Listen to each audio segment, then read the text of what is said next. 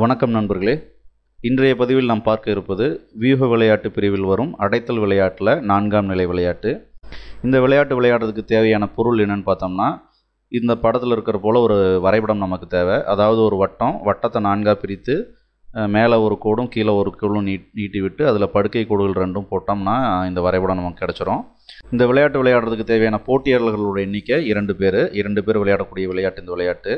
இதில் ஒரு போட்டியாளருக்கு 4 கற்கள் அப்படிங்கிற அடிப்படையில் 2 போட்டியாளர்களுக்கும் சேர்ந்து 8 கற்கள் வேணும். ஒரு போட்டியாளரோட கல் ஒரே வண்ணத்தில் இருக்கணும், இன்னொரு போட்டியாளரோட கல் இன்னொரு வண்ணத்தில் இருக்கணும். இந்த விளையாட்டுடைய தொடக்க நிலை என்ன அப்படின்னு பார்த்தோம்னா, இந்த மாதிரி ஒரு போட்டியாளரோட கல் இந்த 4 புள்ளிகள்லையும் இன்னொரு போட்டியாளரோட கல்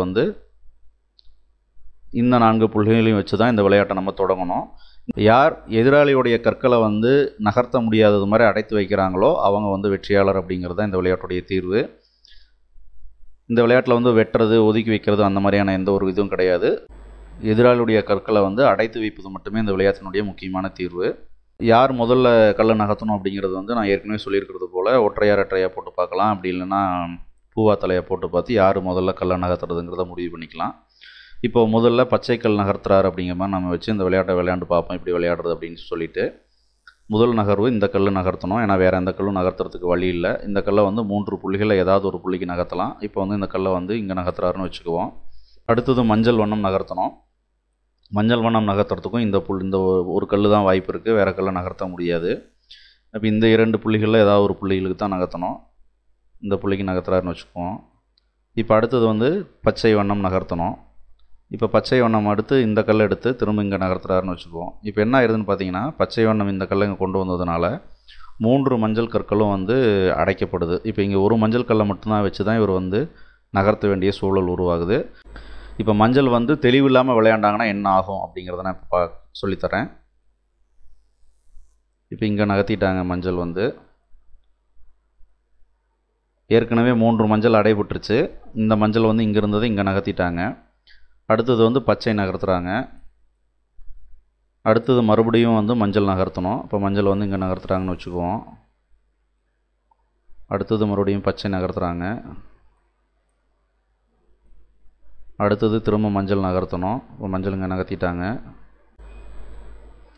இப்போ அடுத்தது பச்சை நகர்த்தணும். பச்சை இந்த கல்லை இங்கே நகர்த்துறாங்கன்னு வச்சுக்கலாம். இப்போ அடுத்தது மஞ்சளுக்கு வேறு வாய்ப்பே இல்லை, ஒன்று இங்கே நகர்த்தணும் இல்லை இங்கே நகர்த்தணும். இங்கே நகர்த்திட்டாங்க. இப்போ அடுத்தது என்ன ஆகுது, பச்சை நகர்த்தணும். பச்சை கீழே கொண்டு வந்துட்டா மஞ்சள் அடைபடுது. மஞ்சள் நகர்த்த முடியாதது போல் அடைபடுது. இந்த மாதிரி அடைபட்டுட்டா பச்சை வெற்றியாளர்னு நம்ம சொல்லிடலாம். அப்போ மஞ்சள் தோற்று போயிடுச்சு. இப்போ மஞ்சள் தெளிவாக விளையாண்டுருந்தால் எப்படி விளையாண்டுருப்பாங்க அப்படிங்கிறதையும் நம்ம பார்ப்போம்.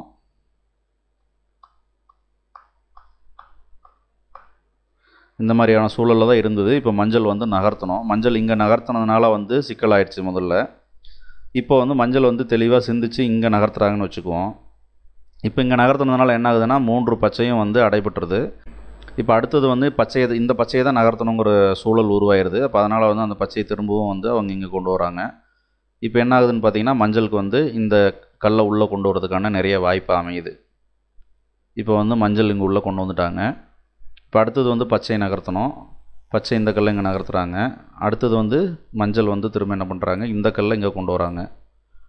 அடுத்தது பச்சை நகர்த்தணும். பச்சை இங்கே கொண்டு வராங்க. இப்போ அடுத்தது மஞ்சள் நகர்த்தணும். மஞ்சள் இந்த கல்லை இங்கே கொண்டு வராங்க. அடுத்தது பச்சை நகர்த்தணும். பச்சை இங்கே கொண்டு வந்துட்டாங்க. இப்போ அடுத்தது மஞ்சள் நகர்த்தணும். இப்போ இங்கே இந்த இடத்துல கவனிச்சிங்கன்னா, இந்த கல்லை திரும்ப பின்னாடி கொண்டு போகக்கூடாது. அதாவது இந்த புள்ளிக்கு வந்துட்ட கல்லை எந்த காரணத்துக்கு ஒன்றும் இந்த பக்கமோ அல்லது இந்த பக்கமோ கொண்டு போகக்கூடாது. இந்த புள்ளிக்கு வந்த கல் வட்டத்துக்குள்ளே தான் வரணும், வெளியில் போகக்கூடாது.